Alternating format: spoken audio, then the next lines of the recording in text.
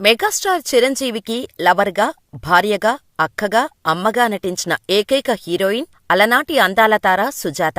5 దశాబ్దాలుగా ఇండస్ట్రీలో టాప్ 1 హీరోగా, మెగాస్టార్గా ఇండస్ట్రీని ఏలుతున్న చిరంజీవితో ఎన్నోసార్లు నటించే అవకాశం సుజాత గారికే దక్కింది. తన కెరియర్లో ఎన్నో అద్భుత సినిమాల్లో నటించి వెండితెరపై చెరిగిపోని ముద్ర వేశారు సుజాత గారు. ప్రొఫెషనల్ లైఫ్ ఎంత అందంగా ఉండేదో పర్సనల్ లైఫ్ అంత నరకంలా సాగింది.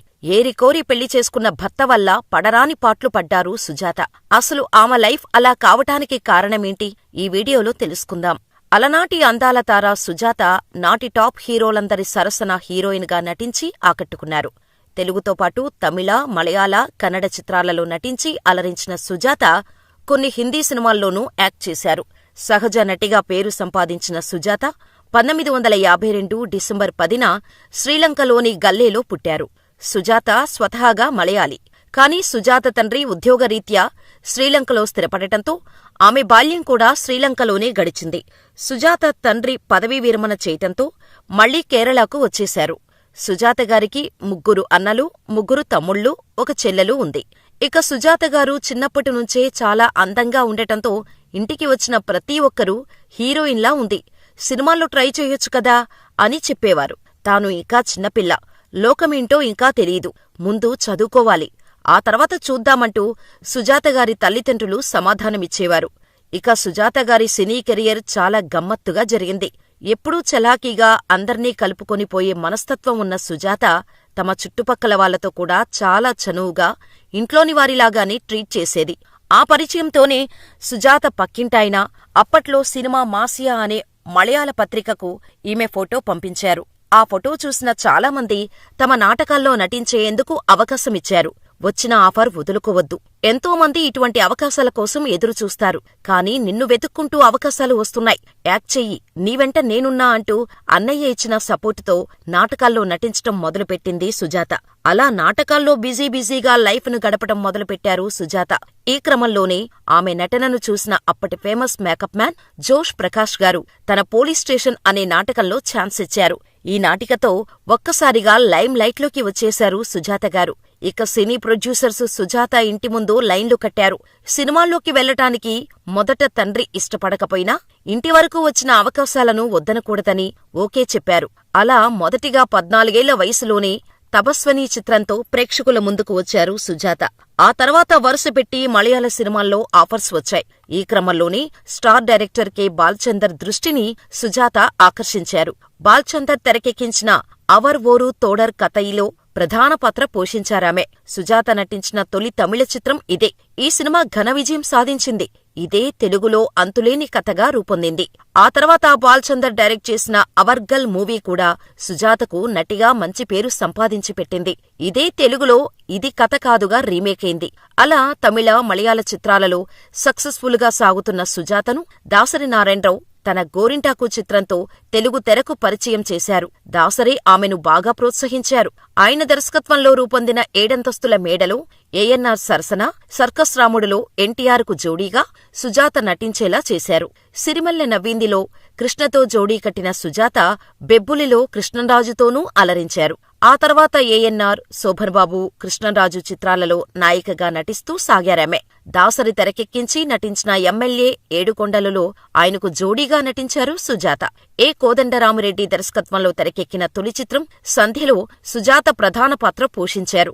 ఆ తర్వాత కూడా దాసరి రూపొందించిన పలు చిత్రాల్లో సుజాత అభినయించారు. చిన్న వయసులోనే బరువైన పాత్రలను చేసి తన నటనతో మెప్పించారు సుజాత. అప్పటి తమిళ స్టార్ హీరోలైన ఎంజీఆర్, రజనీకాంత్ సరసన నటిస్తూనే మలయాళ స్టార్ హీరోల సరసన తెలుగు స్టార్ హీరోస్ అయిన ఎన్టీఆర్, ఏఎన్నార్, శోభన్బాబు లాంటి వారి పక్కన నటించి మంచి పేరు సంపాదించుకున్నారు. తన మనసుకు నచ్చిన పాత్రలనే చేసేవారు సుజాత. తన పాత్రకు అంత ఇంపార్టెన్స్ లేదు అని అనిపిస్తే అది ఎంత పెద్ద సినిమా అయినా సరే చేసేవారు కాదు సుజాత. దీంతో సుజాత అంటే ప్రొడ్యూసర్స్ కి కోపం ఉండేది. అయినా సరే వెనక్కి తగ్గి ఎక్స్పోజింగ్ లాంటి కథలను అస్సలు ఒప్పుకునేవారు కాదు. హుందాగా ఉన్న పాత్రలనే చేసేవారు. సహజ నటిగా పేరు పొందిన సుజాత గారు కెరియర్లో ఎంతో సక్సెస్ అయ్యారు. కానీ సినిమాలోని కష్టాలే నిజ జీవితంలోనూ పడ్డారు. కెరీర్ పీక్స్ లో ఉన్న టైంలోనే ఆమె తన ఇంటి ఓనర్ వాళ్లబ్బాయి జయశంకర్ ప్రేమలో పడ్డారు. ఆ సమయంలో అతను పచ్చళ్ల వ్యాపారం చేసేవాడు. అప్పట్లోనే విదేశాలకు కూడా తన వ్యాపారాన్ని విస్తరించాడు. జయశంకర్తో పీకల్లోతు ప్రేమలో మునిగిన సుజాత గారు పెళ్లి చేసుకుంటే అతన్నే చేసుకుంటాను అని పట్టుబట్టారు. కాని ఫ్యామిలీ మొత్తం సుజాత గారి నిర్ణయాన్ని వ్యతిరేకించారు. జయశంకర్ నీకు కరెక్టు కాదు అంటూ ఎంతో చెప్పి చూశారు కాని సుజాత గారు వినలేదు.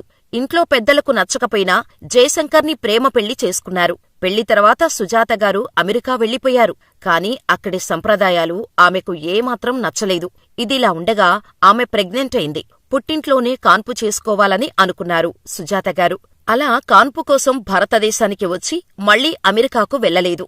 అయితే బాల్చందర్ దాసరిగారి సినిమాలలో ఎక్కువగా నటించడమే కాకుండా వాళ్ల దగ్గర ఉన్న చనువు కొద్దీ వాళ్ల ఇళ్లలో జరిగే ఫంక్షన్లకు కూడా వెళుతూ ఉండేవారట సుజాత. అప్పటికే ఎక్కువ సినిమాలు ఈ ఇద్దరి దర్శకులతో చేయటం, వారి మధ్య ఏదో నడుస్తుంది అన్న పుకార్లు షికార్లు చేయటం మొదలుపెట్టాయి. దీంతో సుజాత గారి భర్త జయశంకర్ కూడా అనుమానించటం మొదలుపెట్టారు. నీకు వాళ్ళిద్దరితో ఎటువంటి సంబంధం ఉంది? ఇంకా ఎంతమందితో ఇలాంటి సంబంధాలు నడుపుతున్నావు? అంటూ చాలా దారుణమైన పదాలతో ఆమెను హింసించటం మొదలుపెట్టారు. ఈ క్రమంలోనే జయశంకర్ పచ్చళ్ల బిజినెస్ అంతగా సాగకపోవటంతో బిజినెస్ ను క్లోజ్ చేసేసి ఇండియాకు వచ్చేసి పూర్తిగా భార్య సంపాదన మీదే ఆధారపడిపోయాడు. ఇక అప్పటినుంచి సుజాత గారి కష్టాలు మరింత పెరిగిపోయాయి. ఏ పని చేయకుండా ఇంట్లోనే ఉంటూ తాగి తందనాలు ఆడేవారు జయశంకర్. అక్కడితో ఆగకుండా ఫుల్గా తాగేసి సుజాతగారు షూటింగ్ సెట్స్ కి వెళ్లి నానా రభస చేసేవాడు. భర్త చేసే పనులతో సుజాతగారు నవ్వులపాలయ్యారు. అయినా సరే ఆమె నటన కారణంగా ప్రొడ్యూసర్స్, డైరెక్టర్స్ ఆమెకు ఛాన్స్లివ్వటానికి ఇంటికి వెళ్తే వారిపైనా తిరిగిపడేవాడు. ఒకవేళ డైరెక్టర్స్ ఇంటికి వచ్చినప్పుడు జయశంకర్ నార్మల్గా ఉంటే వారితో కూర్చొని మాట్లాడి చిత్రమైన కండిషన్స్ పెట్టి సుజాతగారి ఛాన్స్లన్నీ పోగొట్టేవారు. ఇది చాలదన్నట్టు కెరీర్ స్టార్టింగులో సుజాతగారు యాక్ట్ చేసిన సినిమాలను క్యాసెట్లు పెట్టుకుని చూసి ఆ సినిమాలో ఎందుకలా నటించావ్? ఆ హీరోకి నీకు మధ్య ఏం జరిగింది? ఇన్ని ఛాన్సులు నువ్వు ఏమీ ఇవ్వకుండానే వచ్చాయా? అంటూ అనుమానపు మాటలతో హింసించేవారు. సెట్స్లో ఉన్నప్పుడు సుజాతగారు ఎవరితోనైనా మాట్లాడుతూ కనిపిస్తే ఇంటికి వెళ్ళాక గొడ్డును బాదినట్టు బాదేవారు. ఈ కష్టాలన్నీ దిగమింగుకుని భర్తతో కలిసే ఉన్నారు సుజాతగారు. భర్తతో ఎన్ని గొడవలు ఉన్నా పిల్లల చదువుల విషయంలో ఆమె నిర్లక్ష్యం చేయలేదు. కుమారుడు సాజిద్ సాఫ్ట్వేర్ రంగంలో, కూతురు దివ్య డాక్టర్గా స్థిరపడ్డారు. అయితే భర్తకు ఆమెపై ఉన్న అనుమానం రోజురోజుకు పెరుగుతూ రావటం వల్ల చాలా సినిమా అవకాశాలను సైతం వదులుకుంది. తర్వాత ఆమె ఆరోగ్యం దెబ్బతిన్నది. సడన్ గా ఓ రోజు కళ్లు తిరిగి పడిపోతే ఆస్పత్రికి తీసుకువెళ్లగా 2 కిడ్నీలు దెబ్బతిన్నాయని డాక్టర్లు చెప్పారు. మంచి గుర్తింపుతో పాటు సినిమా అవకాశాలు భారీగా వస్తున్న సమయంలో మంచాన పడ్డారు సుజాత. అలా 2011 ఏప్రిల్ 6న చెన్నైలో గుండెపోటుతో ఆమె తుది శ్వాస విడిచారు. అలా ఆమె ప్రేమించి పెళ్లి చేసుకున్న వ్యక్తితో కన్నీటితోనే కాపురం చేసింది. కనీసం తల్లిదండ్రులు చెప్పినట్టు విని ఉంటే సుజాత లైఫ్ మరొకలా ఉండేదేమో అని ఆమె ఫ్యాన్స్ తెగ ఫీలయ్యారు. అప్పట్లో ఏది ఏమైనా రియల్ కష్టాలను రియల్గా అనుభవించారు సుజాతగారు.